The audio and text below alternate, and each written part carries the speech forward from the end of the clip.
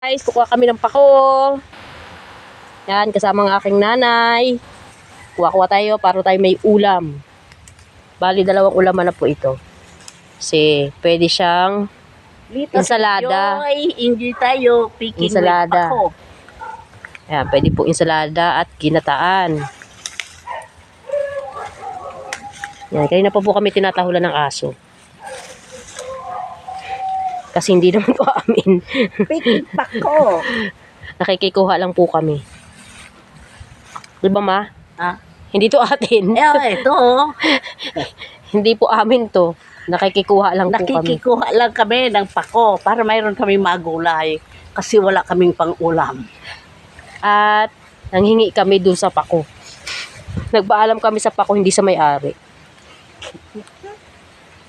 Kasi nakakuha kami ng nyug. At ito na po. Gagawin namin ito mamaya. Ito ang ulam namin ng aming mama. Kaya, see you guys mamaya, later. Tapos